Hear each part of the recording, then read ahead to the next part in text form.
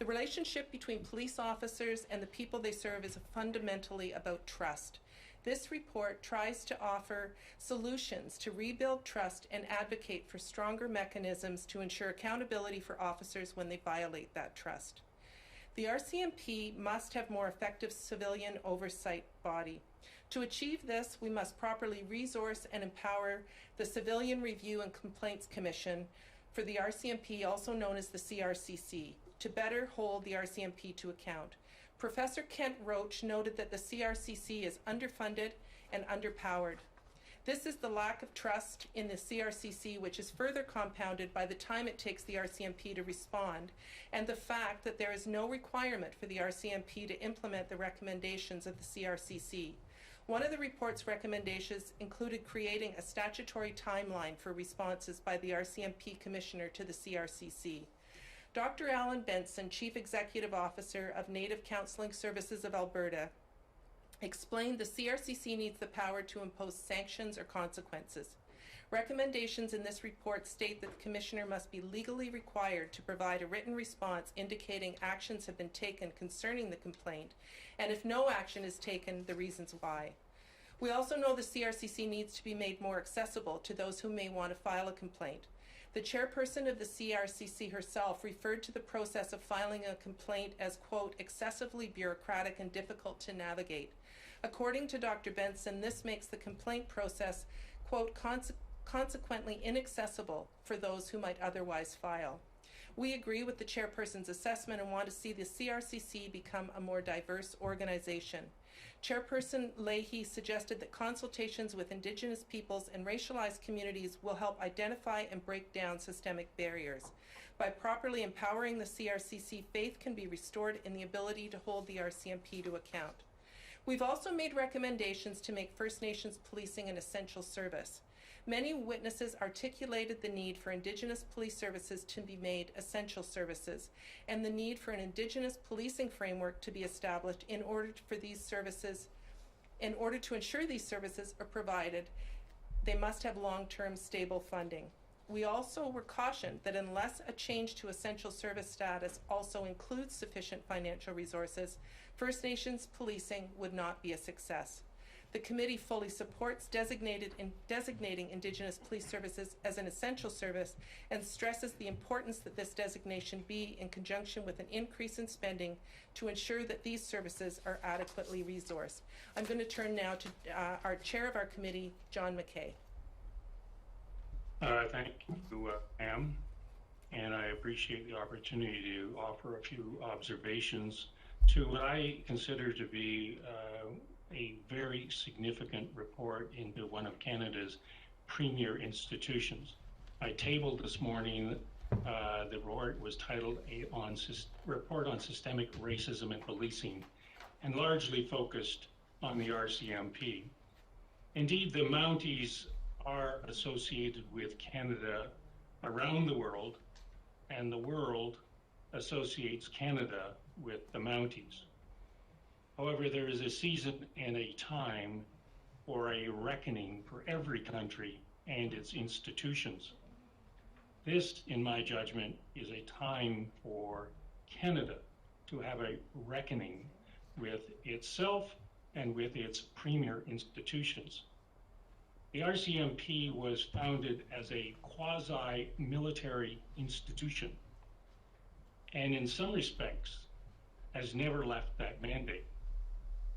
Canadians, however, are looking for something different, a police service, and therein lies a significant difference.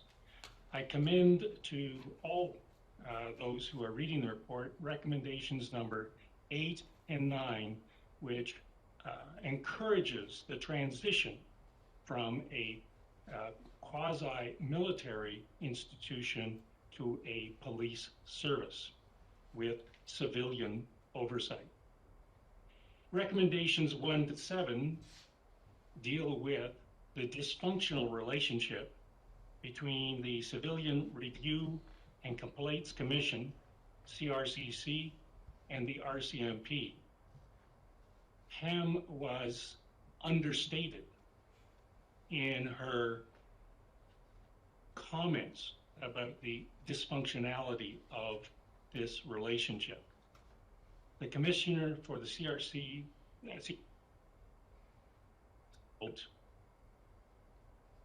these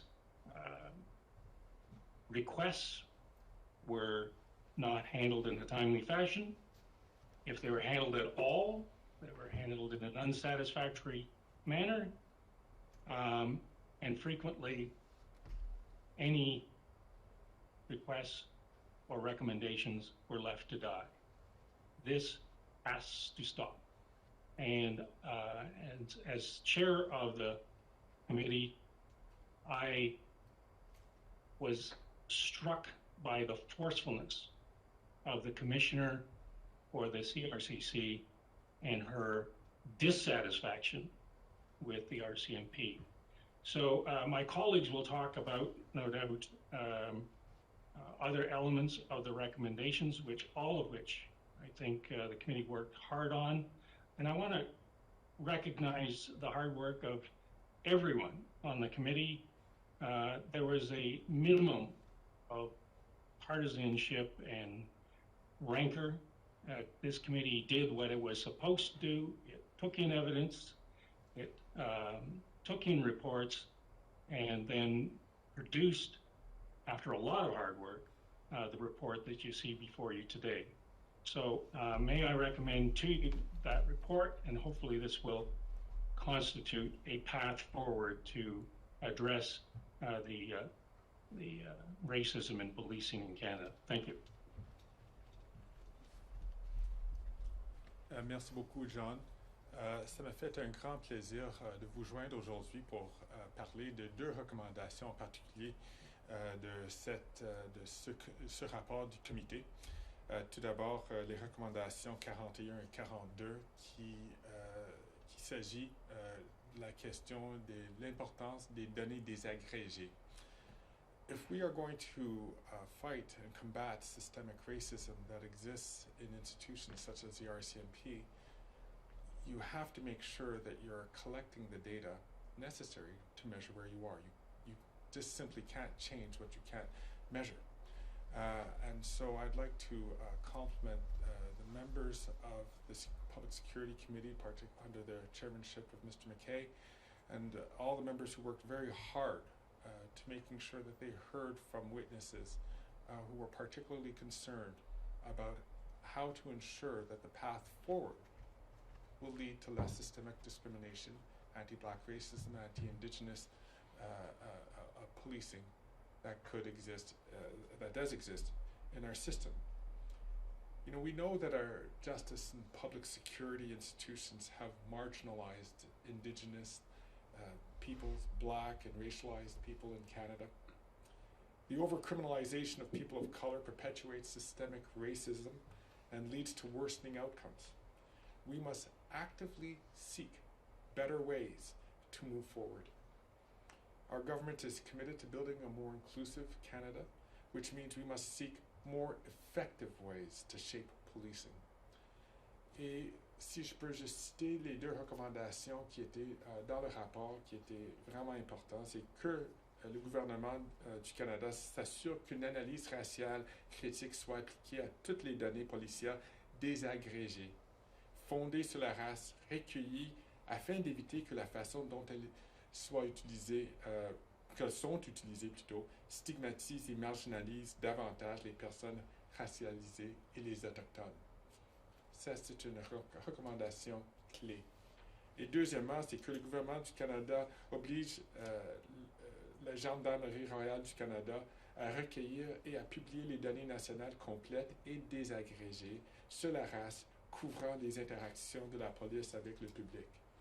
Je peux vous dire que je suis fier que le gouvernement a déjà entamé du travail dans cette direction. Il faut qu'on continue. Les recommandations de ce rapport vont s'assurer que le Parlement canadien va continuer dans cette même ligne d'action qui est importante si on veut vraiment éliminer le racisme avec nos forces policières. Merci. Maintenant, j'aimerais céder la parole à ma collègue Saint-Laurent, Quartier-Ville, Emmanuela d'Ambropolis. Merci, Greg. Ce n'est plus Quartier-Ville, c'est juste Saint-Laurent. Ce rapport est extrêmement important. Et puis, comme on le sait, la police agit en tant que gardien du système de justice pénale et son exercice de discrétion détermine en partie quel comportement sera soumis à la criminalisation. Du moment où les agents exercent leur pouvoir de manière raciste, les décisions qui en découlent vont contribuer aux disparités et à la surreprésentation des personnes racialisées et des Premières Nations dans les instances de la justice pénale. Ces groupes d'individus ont des taux d'incarcération plus élevés.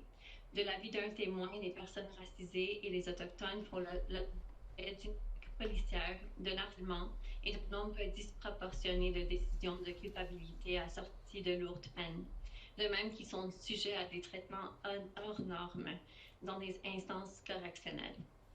Et d'autres ont témoigné qu'il serait important que les services de police soient représentatifs des populations qu'ils desservent et soient un reflet de celle-ci par la diversité. La collecte de données, comme a parlé mon collègue Greg, c'est extrêmement important car c'est comme ça que nous allons pouvoir trouver des solutions aux problèmes qui existent par rapport à ça. Et nous avons aussi trouvé que la culture de la GRC doit changer. Donc, la GRC, présentement,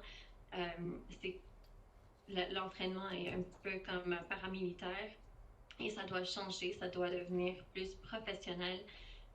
Et aussi, les gens doivent faire l'entraînement dans les communautés où ils vont servir pour vraiment bien connaître les gens qu'ils vont servir et pour qu'ils puissent faire un bon travail.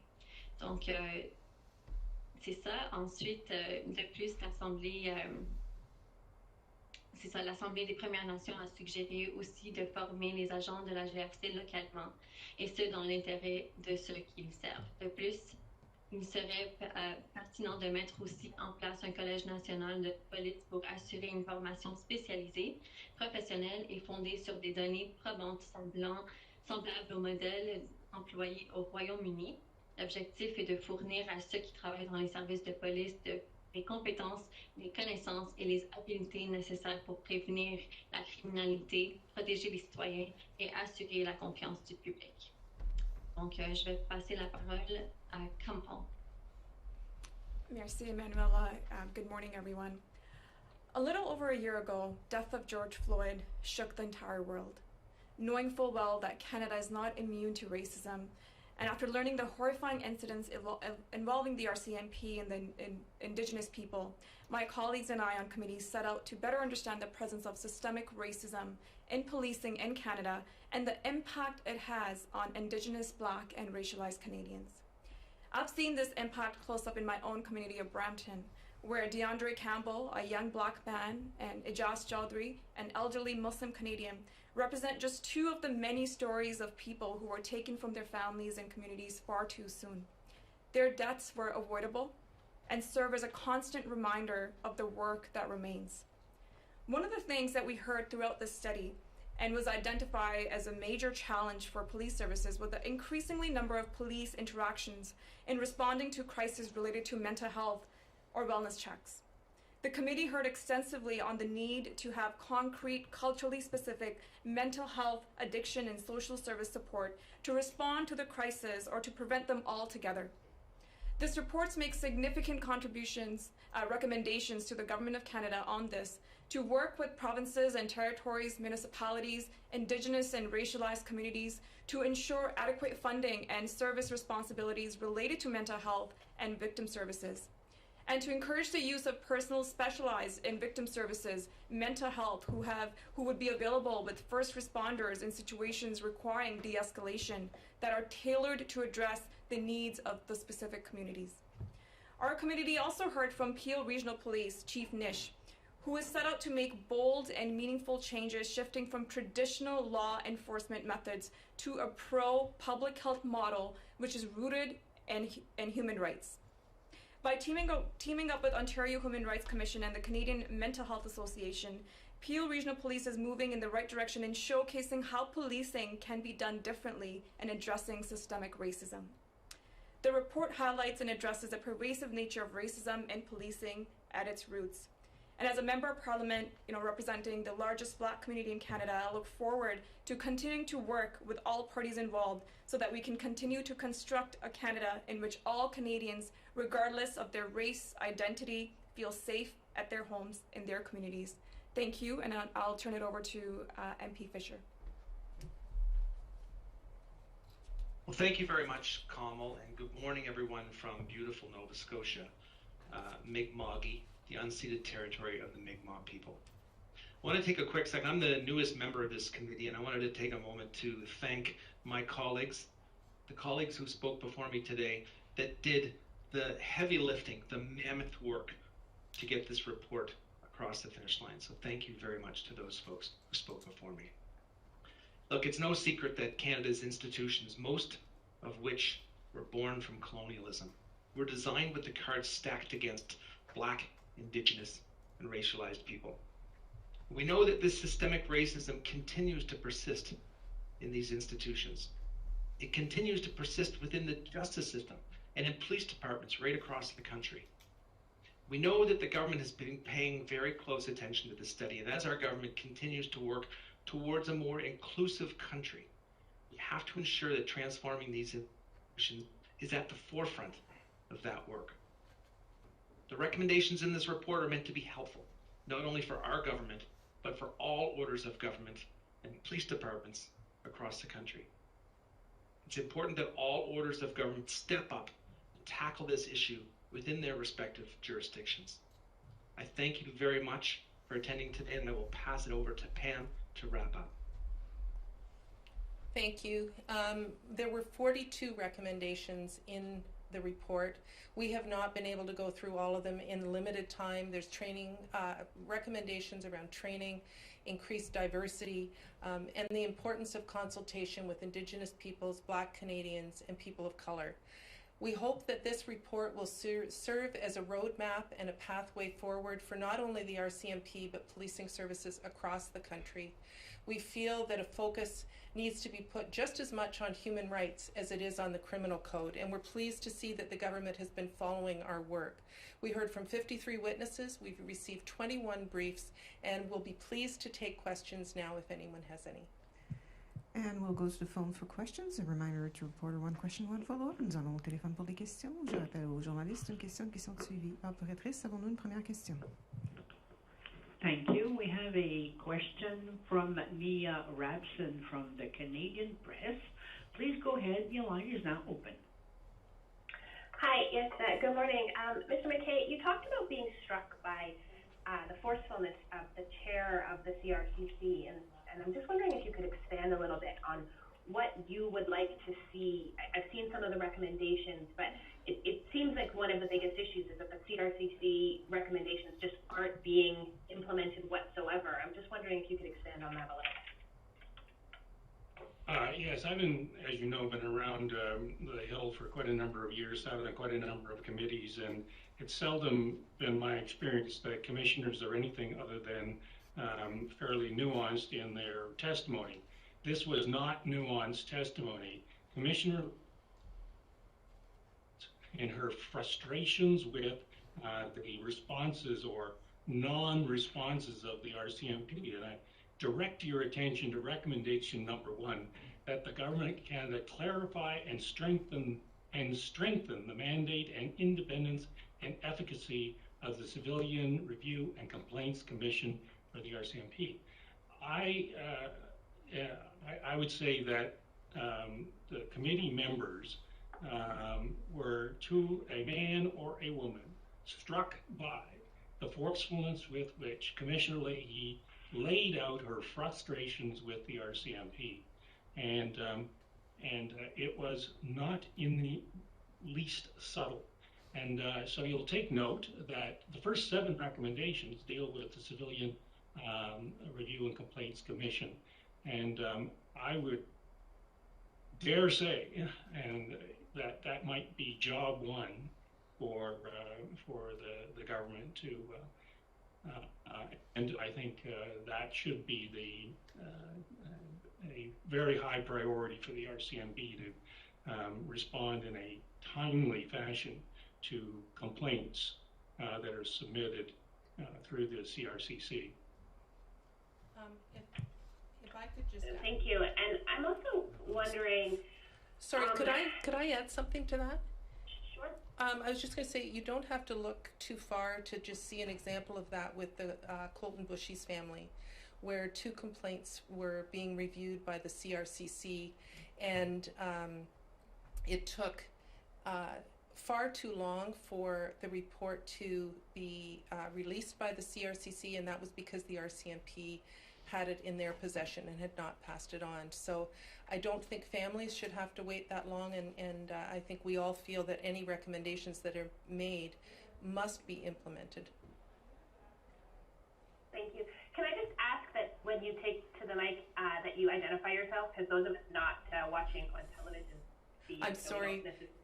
I'm sorry. That was Pam Demoff speaking. Okay, thank you.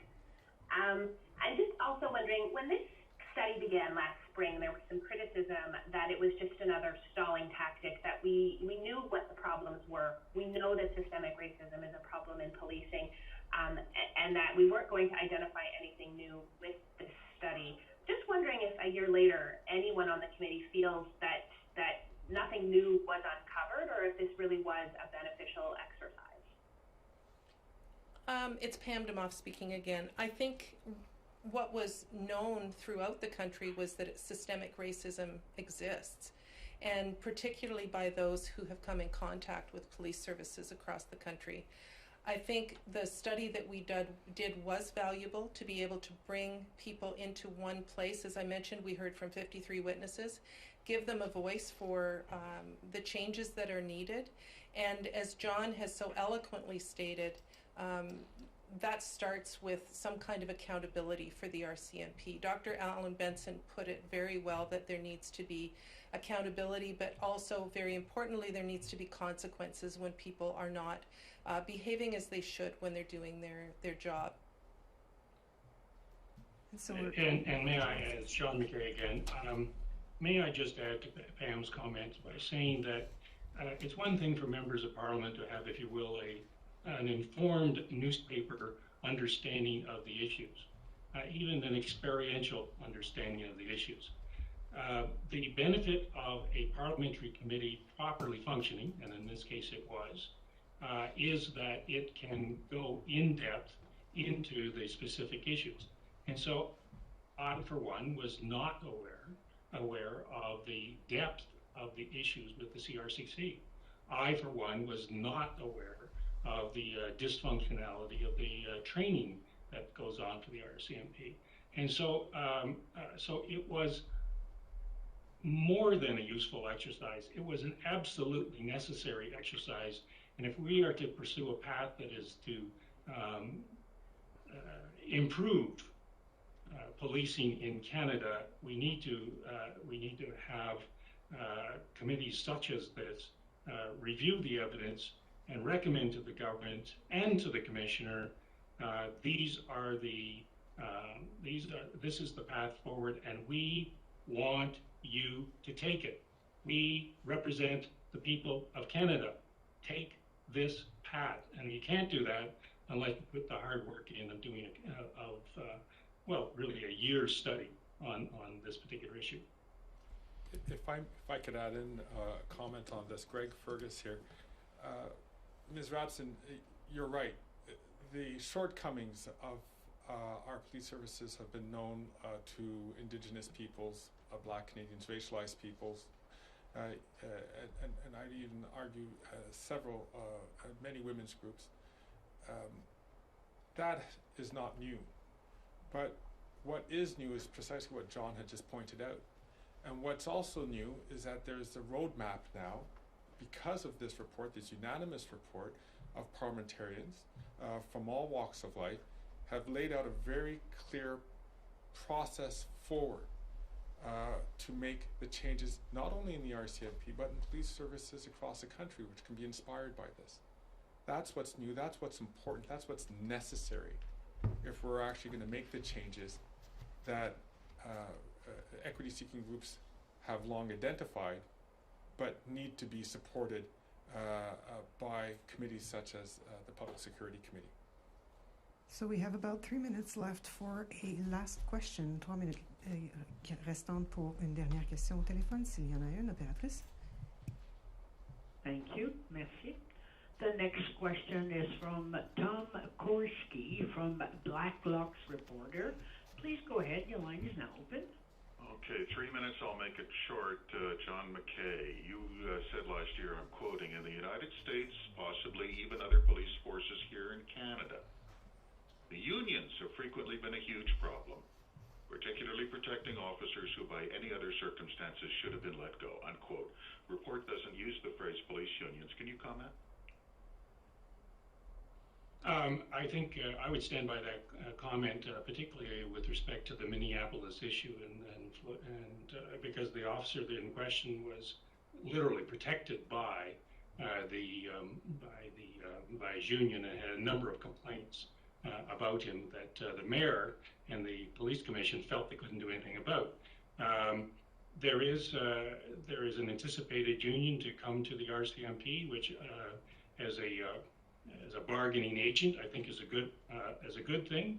I would be, and this report did not deal with that, may I say, but as a bargaining agent, I think that's quite useful as an agency to protect officers from consequences of malfeasance.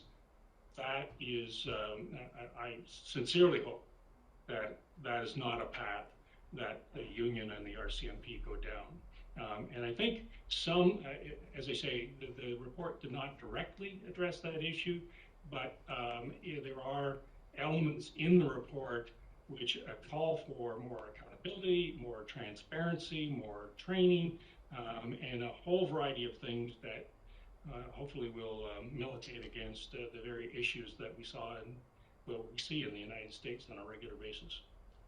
And my follow-up, Mr. McKay, I'll speak very quickly. Senator Bussin, former RCMP commissioner, during the Black Lives Matter protests attended by the Prime Minister, said, I'm quoting her, she said, disturbingly, I see a tendency by some to stereotype equally each and every police officer with the same criminal motives.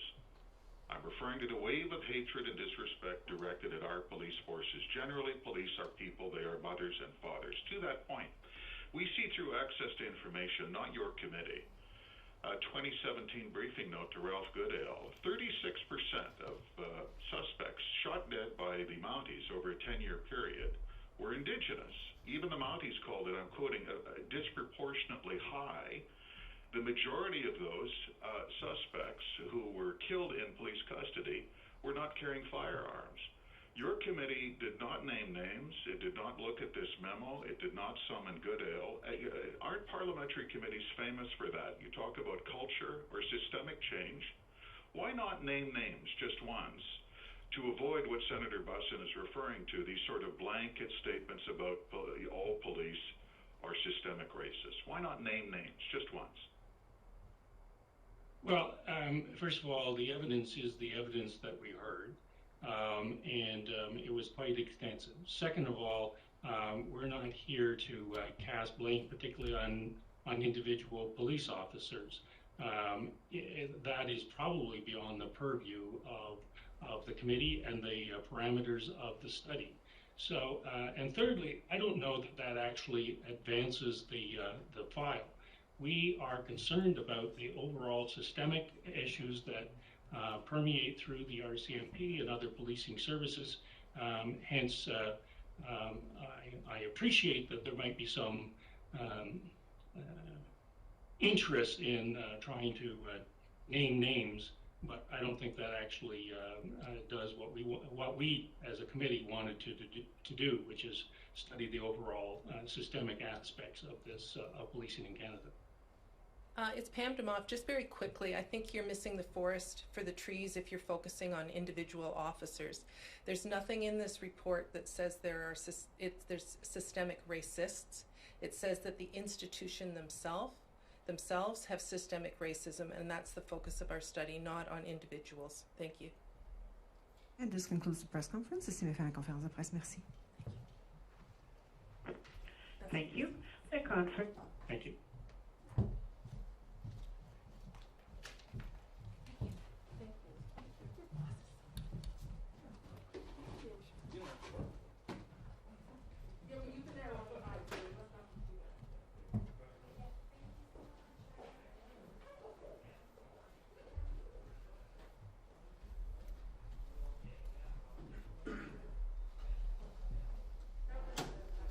Diddly-doot, diddly-doot.